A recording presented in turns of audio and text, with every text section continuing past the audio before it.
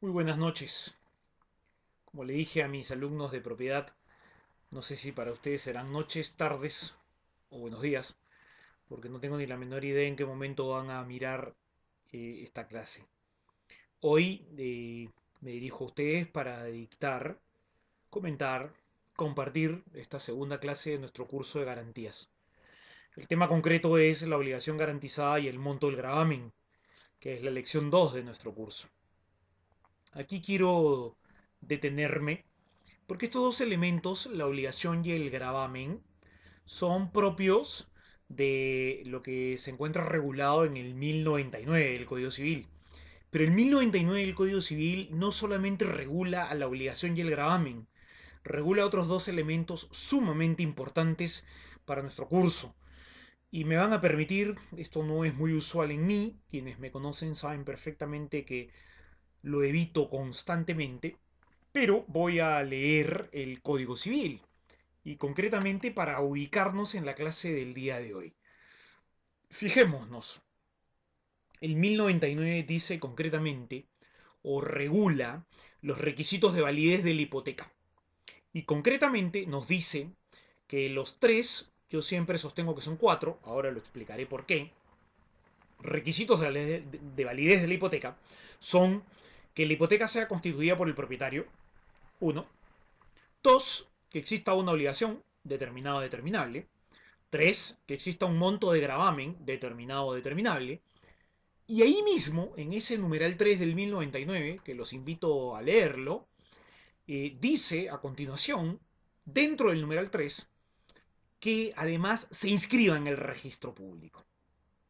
Bien, bajo esta lógica, textualmente, el 1099, numeral 1, numeral 2 y numeral 3 de nuestro Código Civil regulan tres requisitos de validez. Propietario, obligación garantizada y monto del gravamen. Bueno, resulta que dentro del monto del gravamen, en esta técnica equivocada desde mi punto de vista y además propia del momento en el que se hizo el Código Civil, no nos olvidemos que nuestro Código Civil tiene 36 años, no quiso independizar de los requisitos de validez de la hipoteca y fijarlo como un cuarto requisito de validez de la hipoteca de manera autónoma, no dentro del numeral 3, no dentro del gravamen, sino un cuarto requisito de validez solo, me estoy refiriendo concretamente a la inscripción de la hipoteca en el registro. Por tanto, esta clase, y que merecerá la discusión con ustedes el día que nos toque reunirnos por este tema de obligación garantizada y monto del gravamen, que repito es nuestra segunda clase, será materia pues de la discusión, ¿no? De la discusión en la que podremos analizar lo que voy a expresar a continuación. Para mí no son tres los requisitos de validez de la hipoteca. Para mí son cuatro los requisitos de validez de la hipoteca. Concretamente son que la constituya un propietario, dos, que exista una obligación garantizada, tres, que exista un monto del gravamen y cuatro, que se inscriba en el registro público.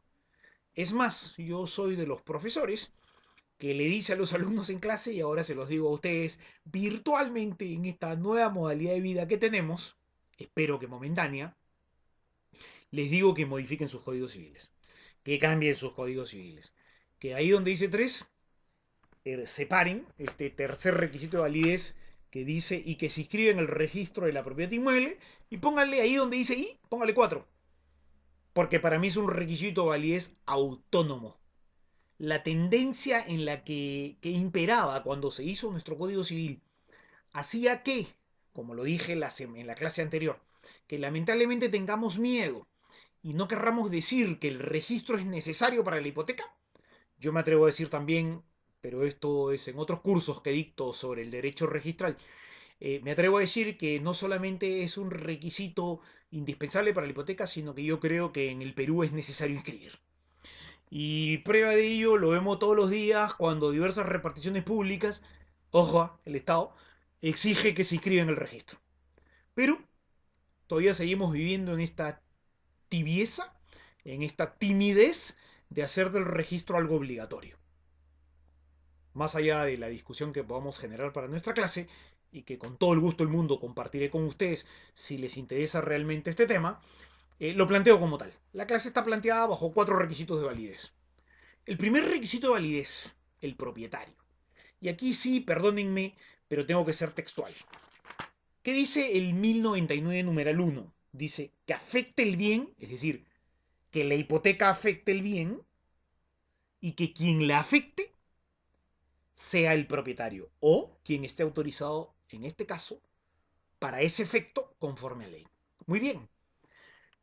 Aquí abre un frente de discusión con respecto a quién es el propietario del inmueble, porque estamos hablando de la hipoteca y ya sabemos desde la lección anterior que la hipoteca es inmobiliaria. Y cuando aquí dice que afecte el bien el propietario, tranquilamente, en la lógica de nuestro Código Civil, podríamos decirnos todos, ah, bueno, pues el propietario que a mí me enseñaron en la universidad, en el curso de Derechos Reales, es el propietario del 949 del Código Civil. Bueno, ese no sirve para la hipoteca. ¿Y por qué no sirve para la hipoteca? Por algo muy sencillo. La hipoteca se tiene que inscribir en el requisito. Más allá de que sea numeral 3 incorporado como tal en una parte del mismo, o numeral 4 bajo lo que intento decirles hoy día en esta clase, de manera atrevida, de manera desafiante, el tema es muy sencillo. ¿Cómo puede constituir una hipoteca el propietario del 949 si uno de los requisitos de validez de la hipoteca pasa en el numeral 3 o en el 4, como quieran mirarlo, siguiéndome o no en lo que hoy día intento sustentar? ¿Cómo puede constituir la hipoteca el propietario del 949 del Código Civil? Si el propietario del 949 del Código Civil es sin registro, es sin escritura pública, es sin minuta, es por el solo consenso. No voy a discutir el tema. En todo caso, lo podremos conversar y analizar el día de nuestra clase.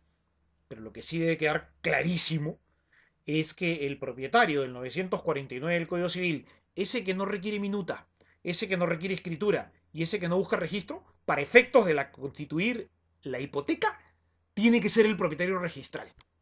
Y aquí traigo a colación un tema sumamente interesante para todos. Y es que si se nos ha dicho que la hipoteca se tiene que inscribir en el registro, entonces, cuando la hipoteca llegue al registro, ¿qué es lo primero que hará el registrador público? Muy sencillo. Buscar en el registro quién es el propietario que constituye la hipoteca. Y si en la escritura pública, cuyo parte notarial llegó al registro para ser calificada, dice que quien constituye la hipoteca es Jorge Ortiz Pasco, y en el registro público aparece inscrito como propietario Diego Alonso Ortiz Ortigas, esto es inscribible. Es inscribible porque hay un obstáculo en el registro, el propietario es otro. Es inscribible porque es incompatible con lo que el registro tiene, el propietario es otro. Y además no se puede inscribir porque no se respeta el principio de tracto sucesivo desde la titularidad de quien debería constituir la hipoteca para efectos de que la misma se inscriba en el registro. Entonces, otra vez, creer que este propietario del 1099 numeral 1 es el propietario del 949, desde mi punto de vista, perdonen que lo diga así, pero un profesor tiene que profesar y tiene que soportar una posición y tiene que tener una idea y tiene que ser consecuente con lo que piensa. Creo que este no es el del 949 y el Código Civil obviamente queda mal parado. Porque el 949 lo único que ha generado en el Perú, me entro un poco en la discusión que es lo que no quería, son problemas. Son problemas. El propietario del 949 no ha traído tranquilidad a nadie. El propietario que le ha traído tranquilidad es el que inscribe su dominio en el registro. Y por tanto, todos los que estamos fuera del registro y queremos contratar con él, sabemos a través del registro con quién estamos contratando. Entonces, imagínense, un acreedor hipotecario que reciba la visita otra vez de Jorge Ortiz Pasco pidiendo un crédito, como quedó claro en la primera lección, en la que he sido reiterativo. Lo que más debe importarnos es quién es el deudor hipotecario. Y ese deudor hipotecario soy yo, que estoy buscando un crédito. Y me acerco a un acreedor, persona natural o jurídica, institución bancaria o no, y le digo, quiero un crédito de ti hacia mí. Necesito $100.000. Y como tal, mi futuro acreedor me dice, ok, Jorge, ¿con qué me vas a garantizar? Ah, con el inmueble de mi propiedad. Perfecto, Jorge. Tráeme la partida registral. No, sabes que todavía no lo he inscrito en el registro. No, sabes que no lo puedo inscribir en el registro. No, sabes que lamentablemente tengo problemas para inscribirlo en el registro. No, la persona que me lo vendió se fue a China y hasta ahora no me firma la escritura. No, estoy siguiendo un juicio de otorgamiento de escritura pública porque quien me vendió me dejó una minuta firmada y nunca me otorgó la escritura. ¿De qué me sirve ese propietario para la hipoteca. Si la hipoteca, en el cuarto requisito de validez desde esta clase y en el tercer requisito de validez desde lo que dice el 1099 del Código Civil, dice que tiene que ser inscrita en el registro. Entonces, si tiene que ser inscrita en el registro, me tengo que someter a las reglas del registro. Y las reglas del registro son que quien constituye la hipoteca tiene que tener dominio inscrito. Si no, la hipoteca no se va a inscribir. Entonces, primer punto, que la constituye el propietario, que la afecte, que la afectación nazca del propietario, es el propietario registral. El Código Civil se murió de miedo, no lo quiso decir y lamentablemente hoy hay que explicarlo, ¿no? Primer punto. Pero en ese primer punto, además, el Código Civil, concretamente lo que nos está diciendo es que además no solo tiene que afectar el bien el propietario, sino quien esté autorizado para ese efecto conforme a ley. Y aquí se abren dos frentes sumamente interesantes. Uno, el del 156 del Código Civil. Y ustedes dirán, ¿y por qué se fue hasta el acto jurídico? Por algo muy sencillo. El 156 del Código Civil dice, para disponer de la propiedad del representado o grabarla, la hipoteca es un gravamen, se requiere que el encargo conste en forma indubitable, es decir, que no exista duda. Yo no puedo intentar decir que quise decir algo. Aquí dice indubitablemente. Indubitablemente significa que no tenga duda. Sin dubitable duda. No hay duda, sin duda. Y por escritura pública bajo sanción de nulidad. Quiero aclarar que si quien constituye la hipoteca es una persona jurídica, obviamente no necesariamente se le va a aplicar esta regla, porque nosotros tenemos un sinnúmero de personas jurídicas en Perú. Hay personas jurídicas civiles, se les aplicará esta regla. Hay personas jurídicas societarias, se les aplicará la Ley General de Sociedades. Y hay personas jurídicas creadas y reconocidas por ley, se les aplicará su ley de creación o la ley de reconocimiento.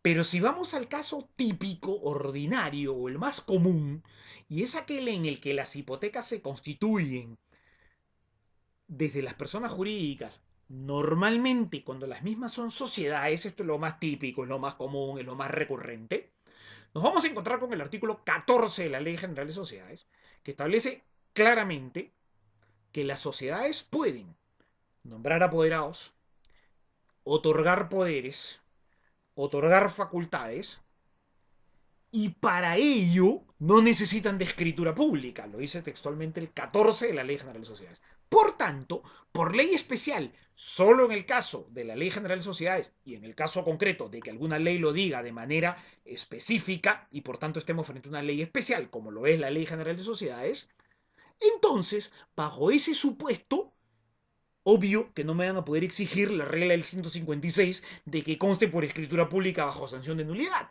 porque la excepción nace por ley especial. En el caso expresado, el 14 de la ley de sociedades y de aquellas leyes que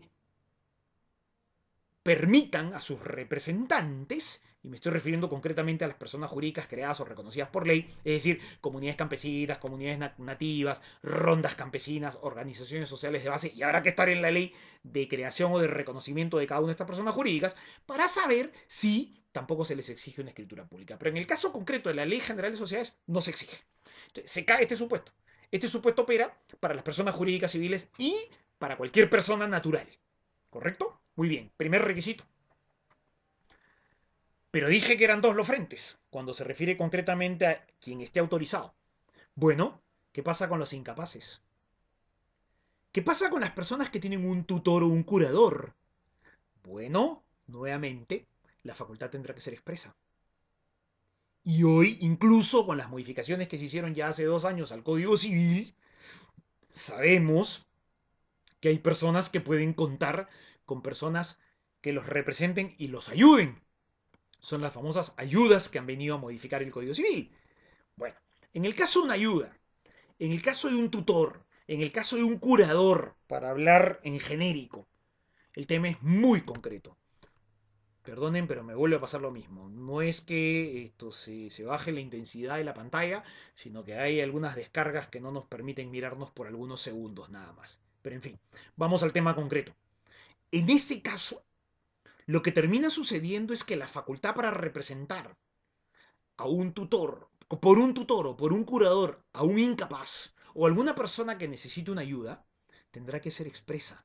Y ahí sí otra vez opera la primera parte de la regla general del 156, que el encargo conste de forma indubitable. Si el representado es un menor, bueno, pues el juez tendrá que autorizar a la persona, al curador para que lo represente. Si el representado es un mayor de edad, pues tendrá que haber un tutor que se encargue de esa representación con facultad expresa autorizada por el juez competente. Bajo esta lógica, agoto el numeral 1 del 1099 del Código Civil. El numeral 2. El numeral 2 se refiere concretamente a la obligación determinada o determinable. Y aquí el sentido de la hipoteca. No hay forma de entender a la hipoteca sin obligación. También dije en nuestra primera clase que la obligación se cae en el supuesto no negado de la hipoteca unilateral en Perú. Y concretamente lo vamos a ver en una clase o en una de nuestras lecciones más adelante cuando entremos ya a analizar cada una de las hipotecas. La obligación tiene que ser determinada o determinable. Bien, la obligación determinada es aquella que tiene un monto específico. Y la obligación determinable es aquella que se fijará en el tiempo. Es aquella futura. Es aquella indeterminada. Es aquella que está sometida a alguna condición. Y por tanto no está determinada. ¿Y aquí qué debería primar? Debería primar que, otra vez, teniendo en cuenta que la hipoteca se tiene que inscribir en el registro, y por eso ustedes en el material de enseñanza encontrarán que me he permitido incluir precedentes de observancia obligatoria. Precedentes que tienen que ver justamente con la calificación que hará el registrador cuando frente a él se encuentre una obligación y por tanto tenga que fijarse en esa obligación si se cumplen o no los requisitos para que la misma sea materia de calificación registral. El pleno 12 del Tribunal Registral dice concretamente en el precedente número 7, que opera y está en el material de enseñanza que ustedes tienen, no corresponde al registrador verificar la existencia ni la validez de la obligación, cuyo cumplimiento pretenda asegurar, sino únicamente la constatación de que en el acto constitutivo de la hipoteca se haya anunciado al acreedor, al deudor y al tipo de prestación. En cuanto a la prestación, esta será determinada o determinable.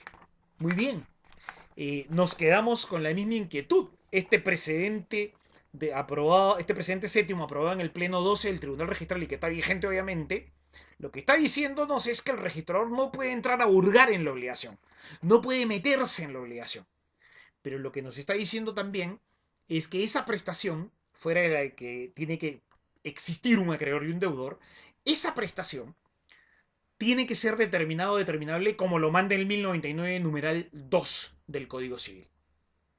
Y si vamos un poco más allá, y a lo mejor voy a tener que parar acá, por lo que lamentablemente no podemos grabar más allá de 22 o 23 minutos, porque después es un parto colgar estos videos en la Paideia, voy a dejarlos con el pleno 22, que también está en el material de enseñanza. Este pleno, sin entrar todavía a analizarlo, lo que nos ha venido a decir es lo siguiente. ¿Cuáles son los criterios para saber que estamos frente a una obligación determinable por determinar, futura o por la determinabilidad de la obligación? Y este precedente debe ser leído conjuntamente con el precedente que mencioné hace un momento aprobado en el pleno 12. Es decir, el pleno aprobado en el pleno 12 nos sirve cuando la obligación es determinada y no más. Pero el pleno aprobado en el pleno 20, el precedente aprobado, perdón, que es el precedente primero, aprobado en el pleno 22, nos sirve para fijar los criterios de determinabilidad de las obligaciones garantizadas. Y aquí hay dos secuencias. Uno, toda hipoteca, inclusive las constituidas a favor del sistema financiero, deben garantizar obligaciones determinadas o determinables. Lo que nos está diciendo es lo que nos dice concordantemente el numeral 2 del 1099 del Código Civil. Son admisibles como criterios mínimos de determinabilidad de las obligaciones que se haga referencia a cualquiera de las siguientes o de los siguientes supuestos. Son criterios mínimos. Ojo, yo puedo tener otro tipo de criterios y puedo pactar otro tipo de criterios sin ningún problema. Lo que ha hecho el tribunal es dejar abierto el precedente. Y esos criterios mínimos son tres. Que existe una relación jurídica futura o eventual que se especifica en el título materia de la hipoteca, o sea, en la hipoteca misma. Uno o más tipos materiales de los cuales puedan surgir las obligaciones. Es decir, que pactemos en qué momento y cómo surgirá la obligación. Y tres, actividades habituales del acreedor cuando éstas vengan determinadas por ley. Por ejemplo, los bancos. Los bancos contratan constantemente sobre la lógica de obligaciones determinables, sobre la lógica de obligaciones futuras, sobre la lógica de obligaciones eventuales, sobre la lógica de obligaciones por determinar. Y la ley lo faculta. Entonces, este literal C de este primer precedente aprobado en el Pleno 22, concretamente lo que nos está diciendo justamente es actividades habituales del acreedor, los bancos, cuando éstas vengan determinadas por ley, la ley de banca. Para atrás, uno o más tipos materiales de los cuales pueden surgir las obligaciones, lo que pacten las partes. Y arriba, el literal a una relación jurídica ya existente, futuro eventual que se especifique en el título, es decir, que se pacte en el contrato de hipoteca, sin entrar en la discusión si la hipoteca es o no un contrato. Bien, voy, después de hecha esta concordancia entre el pleno 22 y el pleno 12, voy a dejarlos ahí para volver en segundos grabando la segunda parte de esta clase que, como ya les expliqué hace un momento, obedece única y exclusivamente a temas eminentemente técnicos. Quédense tranquilos porque estamos llegando al minuto 22 de esta primera clase, debemos llegar a 45 y en la segunda parte me voy a permitir grabar los 23 minutos que faltan. Muchas gracias.